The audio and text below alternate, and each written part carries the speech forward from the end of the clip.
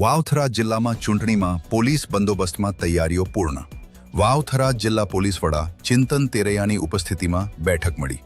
ચૂંટણી આયોગ દ્વારા જાહેર કરાયેલ સ્થાનિક સ્વરાજ ચૂંટણી અનુલક્ષી પોલીસ તંત્રની બેઠક મળી.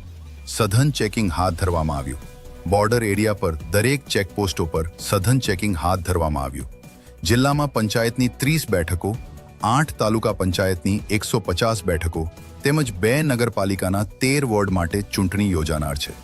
આ બેઠકમાં વાવથરા જિલ્લા પોલીસ વડા ચિંતન તેરૈયાએ જણાવ્યું હતું કે તંત્ર દ્વારા તૈયારીઓ પૂર્ણ કરવામાં આવી છે. અહેવાલ જગતાજી ઠાકોર, વાવથરા. ગુજરાત રાજ્ય ચૂંટણી આયોગ દ્વારા રાજ્યમાં જિલ્લા પંચાયત, તાલુકા પંચાયત, મહાનગરપાલિકા અને નગરપાલિકાની સામાન્ય અને પેટા ચૂંટણીની જાહેરાત કરવામાં આવી છે. એ અનુસંધાને નવરચિત વાવથરા જિલ્લામાં પણ જિલ્લા પંચાયતની 30 બેઠકો, જિલ્લાના 8 તાલુકાની કુલ 150 બેઠકો અને ભાભર અને થરાદ નગરપાલિકાની 7 અને 6 કુલ 13 વોર્ડની 52 બેઠકો ઉપર આગામી સમયમાં ચૂંટણી પ્રક્રિયા હાથ ધરવામાં આવી રહી છે. વાવથરા જિલ્લાની રચના થઈ પછી આ પ્રથમ સ્થાનિક સ્વરાજ્યની ચૂંટણીઓ છે.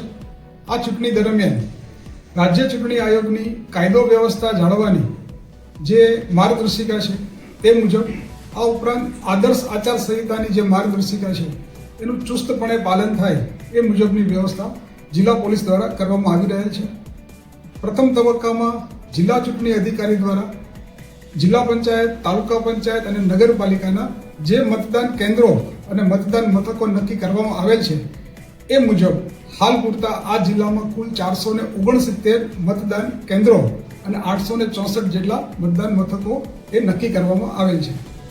આ તમામે તમામ મતદાન મથકો ઉપર જિલ્લા પોલીસ દ્વારા પ્રાથમિક તબક્કામાં જે મતદાન કેન્દ્રોની વિઝિટ કરી અને ક્રિટિકલ, નોન ક્રિટિકલ અને નોર્મલ જે રાજ્ય ચૂંટણી પંચની જે ગાઈડલાઈન છે, માર્ગદર્શિકા છે એ મુજબ એનું મેપિંગ કરવામાં આવી રહેલ છે. અને ખાસ કરીને જિલ્લાના એવા વલ્નરેબલ વિસ્તારો કે જ્યાં ભૂતકાળમાં ચૂંટણીલક્ષી બનાવો બનેલા છે, આ વિસ્તારોમાં તમામ નાગરિકો જે છે એ ભયમુક્ત વાતાવરણમાં પોતાના મતાધિકારનો ઉપયોગ કરી શકે અને સમગ્ર ચૂંટણી પ્રક્રિયા જે છે એ શાંતિપૂર્ણ માહોલમાં પૂર્ણ થાય એ માટે જિલ્લા પોલીસ દ્વારા કોન્ફિડન્સ બિલ્ડિંગ મેજર લેવામાં આવી રહ્યા છે.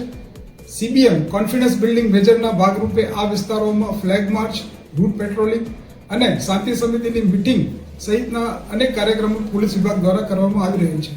આ ઉપરાંત જે રાજ્ય ચૂંટણી આયોગની જે માર્ગદર્શિકા છે અને જિલ્લા ચૂંટણી અધિકારી દ્વારા જે જાહેરનામું બહાર પાડવામાં આવેલા છે એ અનુસંધાને જિલ્લામાં જેટલા હથિયાર પરવાનેદારો છે તમામે તમામ હથિયાર પરવાનેદારોના હથિયાર જમા લેવાની કાર્યવાહી પૂર્ણ કરવામાં આવે છે.